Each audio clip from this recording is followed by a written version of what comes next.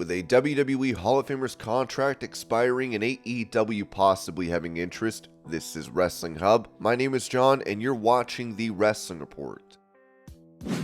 Before we get into the rest of the video, make sure you subscribe to Wrestling Hub and turn on all notifications to stay up to date with everything in the world of pro wrestling. Also, don't forget to follow us on Instagram at Wrestling Hub Official and follow us on Twitter at Wrestling_Hub.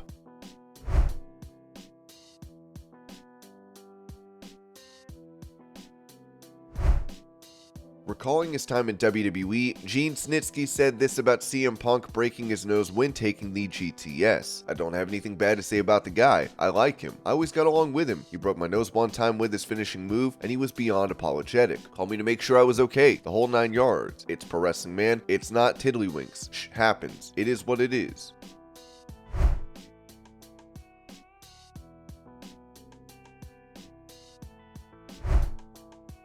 On his Grilling JR podcast, Jim Ross spoke about his schedule in AEW where he noted, "I'm doing fine. Our travel's manageable. It really is. I've had a lot more strenuous travel than this in my career. That's one of the things that makes AEW, for me, so attractive is the schedule. And seeing these young guys develop, I wish I had the opportunity to help them develop more. I've been trying to do that in the last several weeks, just on my own, talking to talents. I'll continue to do so because I enjoy it. It's coaching. And I think that's what I was put on earth to do, is to help coach these kids up a bit and give them hope and keep them positive. So we'll see how that all works out."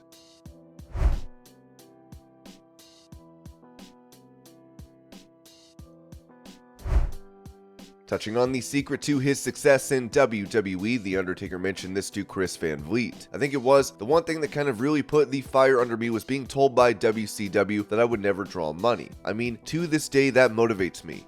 Being told in my face that, hey, you're a great athlete, you're never going to make money. And so that, and then just the passion that I had for this. And then I knew, right, really early on what I was doing with the character. I mean, that was such a gift, that character. I mean, it hit me. I mean, it just hit me right between the eyes. I knew when I got it, I was like, wow, this is special. This is really special. And then it just became part of me and I lived it. And I think the dedication to always being that guy everywhere I went, every time somebody saw me, it was that guy. And there was probably to a fault, my personal life, everything kind of took a backseat to being The Undertaker, which is probably not fair. I mean, to my older kids, and I've made amends with them, but I've heard different guys, I've heard Steve Austin talk about this. You can't be, or we couldn't figure it out. A lot of guys do it now. But back then we grinded everything, and everything that we were as human beings were poured into our characters. And it was probably the most important, outside of my kids, it was the most important thing in my life was to be Undertaker. And for that to be genuine, and for people just to even if they didn't understand, or they didn't know, or there's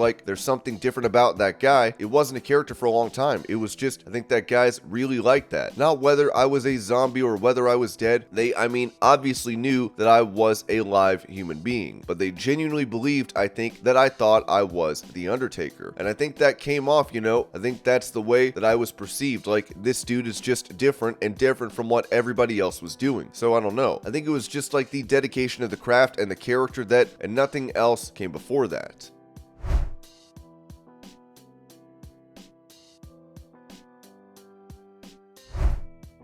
Opening up on fans approaching him for autographs, The Undertaker said this to the Bet Las Vegas podcast, "My kids play sports, and it becomes a thing every weekend. People will come up and say, 'Hey, can I have an autograph or a picture? I appreciate you being a fan, but I'm not Undertaker right now. I'm dad this weekend, and hopefully you understand that.' I'd say 95% of the people really do understand. Occasionally, you get somebody that is just so entitled that they feel like you're a dick. If you don't understand, then I guess I am."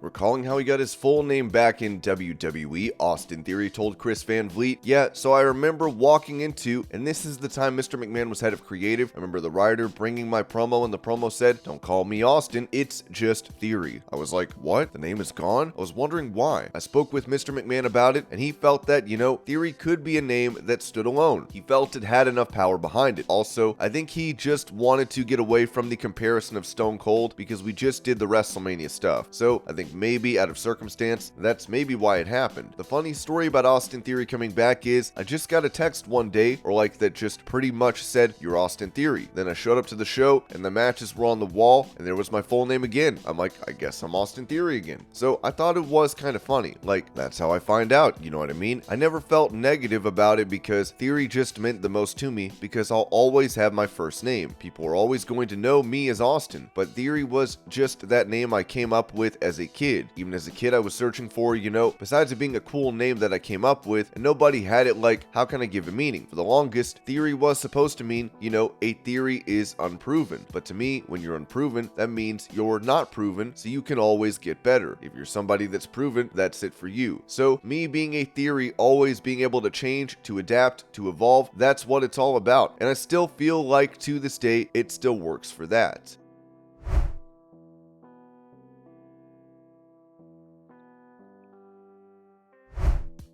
Despite rumors of a potential heel turn-in match at SummerSlam against Becky Lynch, Trish Stratus said this about her future in WWE following WrestleMania, telling Shaq Wrestling, "I mean, for now, let's get to WrestleMania and see what's gonna happen. It's a big, departure. I'm judging for Canada's Got Talent, as you know, my business and my babies. It's only been a couple of weeks on the road. I'm like, woo, yeah, okay. It's quite the balance. I got childcare in place, so there's all of these things to consider. I have to go train at nighttime. When I put my kids to bed, I go train from 9 till midnight, so it's all these things to consider. It's definitely not a full-time job. I can't do this as a full-time job right now because there's other jobs as well, but I mean, let's get to WrestleMania and see what happens."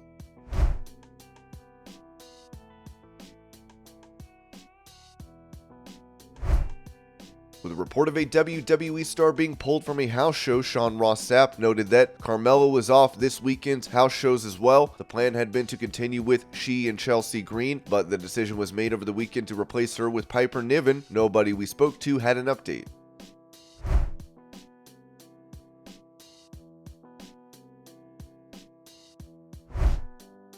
When it comes to beliefs of a top NXT prospect appearing on Raw, Fightful reported that a rumor regarding Grayson Waller ran rampant on social media on Monday. Ahead of Raw, several Twitter accounts perpetuated a rumor that NXT star Grayson Waller was to appear on the March 20th episode of Raw. With Waller set to face Johnny Gargano at NXT Stand and Deliver, this led many to speculate that Waller would be involved with Gargano on Raw. However, Gargano's match with Dominic Mysterio came and went with no involvement from Waller. Not only did Waller not appear on Raw, he was never scheduled to. We spoke to numerous sources at Raw that said that Waller was not brought in, was not involved in the creative plans, and was not set for the show in any capacity for March 20th. The first that creative had heard of it is when they were asked if the rumors were true, which were quickly shot down.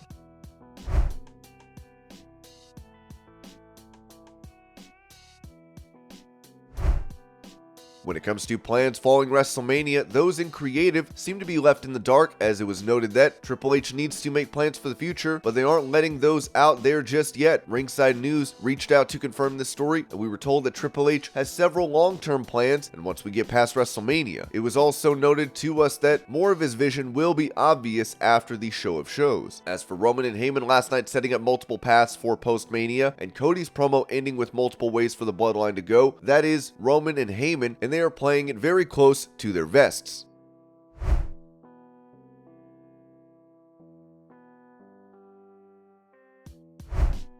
With Forbidden Door coming up for AEW in New Japan, AEW President Tony Khan said this about Mercedes Moné wanting to be on the card, telling Bet Las Vegas, "It's a very encouraging thing to hear. I have so much respect for Mercedes. I think she's such a great pro wrestler and certainly one of the best in the world. Any wrestling company in the world, including AEW, is fortunate to have Mercedes. Currently, she is the world champion for our partner in JPW, and I think she's a great champion for them. I'm glad she brought up Forbidden Door, as it's going to be an exciting event. Certainly, the shadow of Mercedes is looming large in New Japan Pro Wrestling right now. When AEW and NJPW clash at Forbidden Door, it will be very interesting to see what happens. She's certainly one of their top stars, and it makes for a very interesting situation going into Forbidden Door."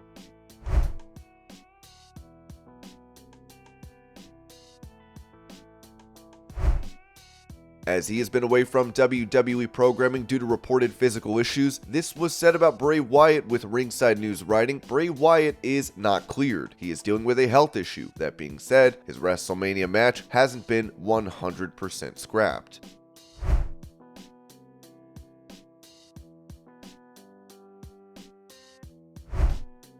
While there's been pitches made to Steve Austin to have a match at WrestleMania 39, Stone Cold said this about returning to the ring on Out of Character. Well, never say never. If the stars align again, hell, I mean, it could happen again, right?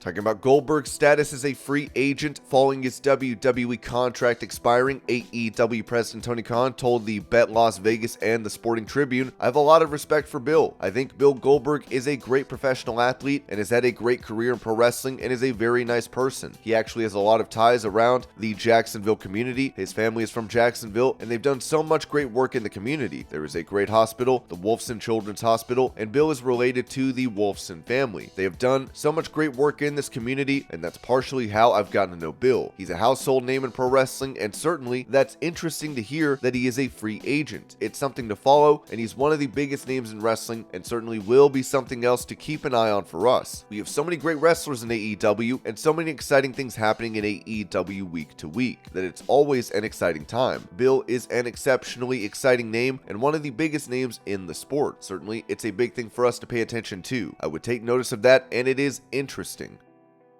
And this was your pro wrestling news update. I hope you're all having a great day. Thank you so much for watching, and I'll see y'all later.